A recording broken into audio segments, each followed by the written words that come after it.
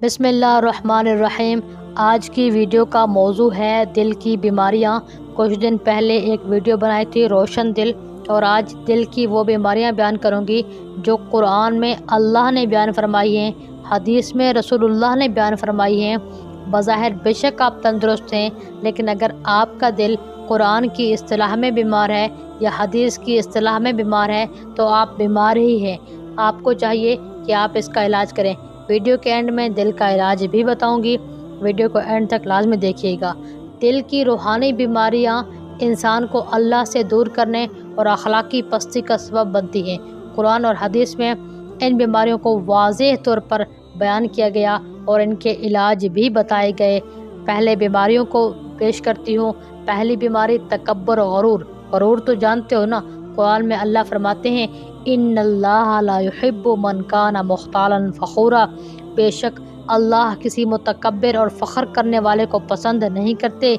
लिहाजा अपने आप को बड़ा मत समझिए, अपने आप को छोटा समझिए, झुक जाइए, कोई बात नहीं है, इज़्ज़त में कमी नहीं आएगी। सूरह मोमिनून में फरमाया, अल्लाह ने फ़िरऔन के तकब्बुर को हलाकत का सबब बताया गया।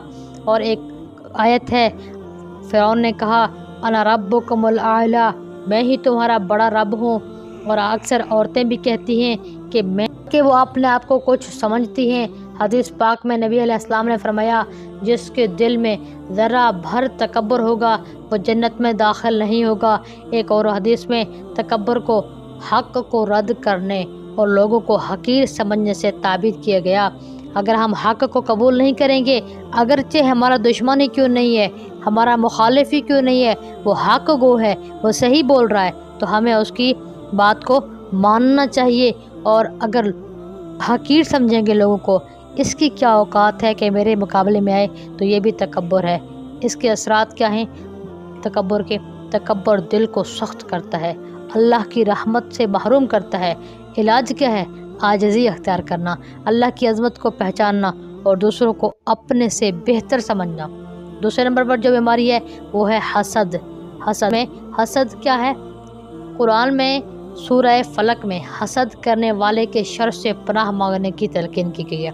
सूरह बकरा में अहले किताब के हसद को ईमान लाने में रुकावट बताया गया है। और अहादीस में रसूलुल्लाह सल्लल्लाहु अलैहि वसल्लम ने फरमाया, हसद से बचो, क्योंकि हसद नेकियों को इस तरह खा जाता है जैसे आग लकड़ी को। एक और हदीस में हसद क्या है? किसी के पास नेमत को देखकर उससे जलना, नेमत को देखकर उससे जलना कि इसके पास क्यों है, मेरे पास क्यों नहीं है। ये कि मेरे पास हो ही या ना हो, लेकिन इसके पास ना हो। एक है रीस हसरत, हाँ अल्लाह ने उसको दिया है तो मुझे भी दे, यहाँ पर कोई हर्ज नहीं है। हसद से क्या होता है? हसद दिल को खोखला करता है, नेकियों को ज़ाय करता है। इलाज कैसे करेंगे इस पे? क़ज़ा और क़दर पर ईमान ले आना, अल्लाह की तकदीर पर ईमान ले आना। अल्लाह की अता है, जिसको चाहे जितना दे, जिसको चाहे कम दे, जिसको चाहे ज़्यादा दे। जब आप हसद करते हैं तो अल्लाह की अता पे आपको एतराज़ होता है, आप अल्लाह की तक़सीम पे उंगली उठाते हैं। अल्लाह की तक़सीम पर राज़ी रहना और दुआ और इस्तग़फ़ार करना, इस बीमारी से भी अपने आप को पाक और साफ़ कर लें। तीसरे नंबर पर कीना। कुरान में अल्लाह ने फरमाया, अल्लाह ताला ने मुत्तक़ीन की सिफ़त बयान की है, वल्काज़िमीनल ग़ैज़ वल्आफ़ीना अनिन नास। वो गुस्सा को पी जाते हैं, लोगों को माफ़ कर देते हैं।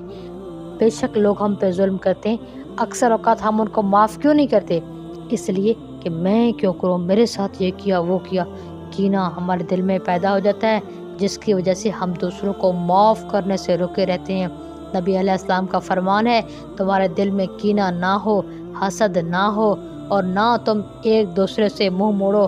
बुखारी की रिवायत है, कीना सीना बेकीना अल्लाह को बड़ा पसंद है।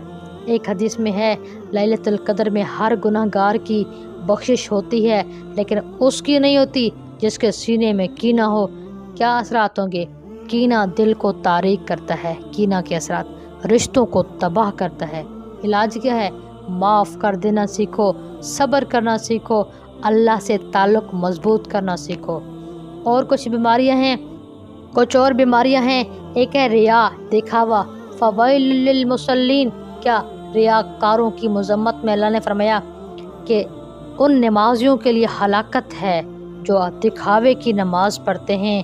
ریا شرک خفی ہے۔ سنن ترمذی کی روایت ہے، یعنی بظاہر تو لوگوں کو یہ شو کرنا کہ میں نیک ہوں، میں نے آپ کے لیے کیا، آپ کی ہمدردی میں یہ کام کیا، وہ کام کیا، لیکن دل میں یہی سوچ کر کہ لوگ کیا کہیں گے، لوگوں کو دکھانے کی خاطر، ٹھیک ہے، لوگوں کو خوش کرنے کی خاطر کام کرنا۔ نفاق ایک دل کی بیماری ہے۔